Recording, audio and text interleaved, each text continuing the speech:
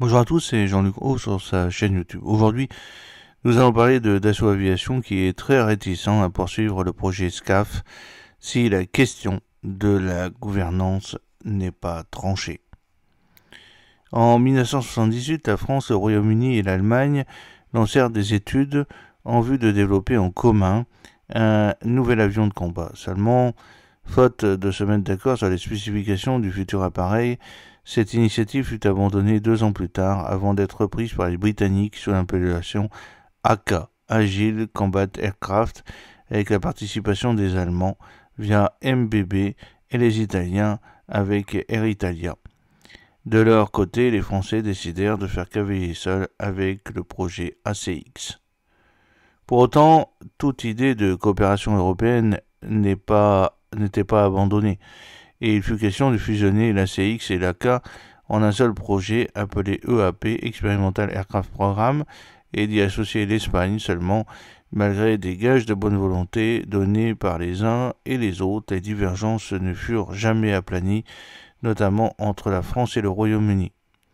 Ce modèle de coopération fut interrogé par la France qui craignait de voir ses partenaires européens tenter de lui imposer un avion qui ne pouvait pas lui convenir tout en profitant de son savoir-faire aéronautique. Les Britanniques nous ont invités à discuter autour d'une table, comme ils invitent une dinde à Noël, résume-t-on chez Dassault Aviation. Finalement, tout pro-européen qu'il fût, le président Mitterrand décida de mettre les pouces. Et le 2 août 1985, la France décida de se retirer de ce projet pour se concentrer sur le développement du Rafale. Quant aux 3 autres pays, ils poursuivirent leur coopération, laquelle engendra l'Eurofighter. Ce scénario peut-il de nouveau se répéter pour le système de combat aérien du futur, le SCAF, lancé en 2017 par la France et l'Allemagne, avant d'être rejoint par l'Espagne? La question se pose car les mêmes ingrédients ou presque sont réunis pour qu'une telle issue soit probable. Après des mois de polémiques et de désaccords, les 3 pays ont fini de lancer la phase 1B du SCAF en avril 2023, l'objectif étant de jeter les bases d'un démonstrateur. L'assemblage et les essais en vol de ce dernier sont prévus pour la phase 2, laquelle fait l'objet de discussions, mais aussi de doutes sur les gouvernances du projet. 2 visions s'opposent, désignées par maître d'œuvre pour le pilier numéro 1 du SCAF, c'est-à-dire pour la conception de l'avion du combat du futur, NGF, New Generation Fighter. Dassault Aviation fait valoir qu'il n'a pas les coups des franches pour tenir son rôle face aux filiales allemandes et espagnoles d'Airbus Defence and Space. On n'est pas capable de répartir le travail en fonction de ce que nous pensons.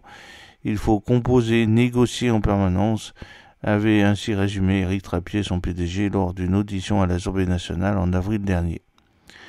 Pour l'industriel français, l'idéal serait d'établir une coopération sur le modèle de celle qui avait permis de développer le démonstrateur de drone de combat Neuron. Pour rappel, les industriels de 6 pays européens y avaient pris part sous la direction de Dassault Aviation. Résultat, un appareil très performant a pu voir le jour dans des délais relativement rapides et surtout à des coûts maîtrisés, moins de 500 millions d'euros. Ce modèle s'oppose à celui défendu par Airbus Defence and Space, qui souhaite reproduire la même coopération qui a abouti à l'Eurofighter. Si les gens veulent que le SCAF existe, nous savons tous comment le faire. Il suffit de revenir à ce qui a été convenu et de s'y tenir. Mais si les gens pensent que nous devons revenir à la case départ et recommencer toute la discussion, ce n'est pas acceptable, s'est agacé Michael Strontrom, le PDG d'Airbus Defence and Space, dont les propos tenus à l'occasion du Salon du Bourget ont été rapportés par le journal Le Monde. Au passage, lors de ce salon, le NGF s'est fait voler la vedette par le Rafale F5 et le drone de combat censé l'accompagner. Cela étant, au cours d'une audition au Sénat le 25 juin, Éric Trappier a tiré à boulet rouge sur le modèle de coopération mis en place par l'Eurofighter et même plus encore. Il y a la gouvernance du Neuron qui a marché Et il y a celle d'Eurofighter défendue par Airbus Allemagne et Airbus Espagne. Et pour cause, ils sont dans le programme Eurofighter et a d'abord souligné M. Trappier avant de citer un article publié par le journal Le Monde le 24 juin sur cette question. Ainsi, a poursuivi le PDG de Dassault Aviation, il y est dit que les gens d'Airbus ne peuvent pas accepter la gouvernance que l'on propose parce que ça voudrait dire qu'ils se sont trompés dans la gouvernance de l'Eurofighter. Pour M. Trappier, le modèle de coopération mis en place pour le Neuron avec 6 pays est le bon puisqu'il a donné de la performance. Et d'ajouter, on n'est pas en train de faire des savonnettes et du marketing, on est en train de faire des équipements de très haute valeur qui coûtent beaucoup d'argent pour nos forces armées et on doit être capable de les exporter pour avoir une équation économique pas idiote. Donc il faut faire les meilleurs, on a toujours travaillé comme cela. Ainsi, le problème de gouvernance est au cœur du sujet, a insisté le PDG de Dassault, Éric Trappier, avant d'enfoncer le clou. La gouvernance d'Eurofighter consiste à faire un JV, Joint Venture ou co-entreprise. Tout le monde met sa propriété intellectuelle au milieu, on donne tout à tout le monde et puis on fait un avion qui finalement répond aux besoins de chaque industriel, a décrit M. Trappier. Est-ce que ce modèle a permis de faire en sorte que l'Eurofighter, le F-2000 Typhoon, soit le meilleur au monde ? Demandez à nos pilotes. Est-ce qu'il va sur un porte-avions ? Non. Est-ce qu'il a une capacité à s'exporter parce qu'il est moins cher ? Non. Est-ce que les États ont dépensé moins parce qu'ils étaient 4 ? Non.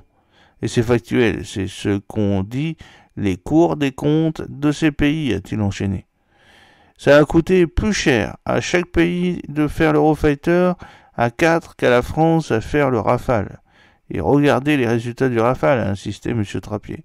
En outre, a-t-il observé, quand le Rafale se vend à l'export, il rapporte de l'argent aux caisses françaises, car Dassault et ses partenaires payent leurs impôts et leurs charges sociales en France.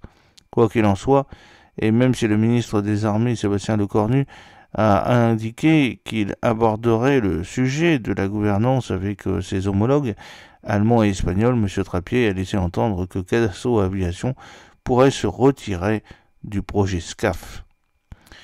Je serai toujours très réticent à entrer dans une logique qui fait qu'on va dépenser plus, qu'on sera moins performant et qu'on n'exportera pas, sans compter les fils à la patte en termes de composants ITAR que certains laissent passer pour des raisons ABCD, a déclaré M. Trappier.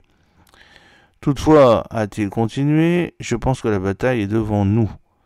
On n'est que dans un démonstrateur, donc c'est moins grave. Mais quand même, si on doit s'engager dans un vrai programme, il faut se poser les bonnes questions, surtout sur cette gouvernance. J'espère que cette petite vidéo vous a plu. N'oubliez pas de cliquer sur le pouce pour la promouvoir, de vous abonner si ce n'est pas encore fait et de partager cette vidéo sur vos réseaux sociaux. A très bientôt. Fidèlement, Jean-Luc O.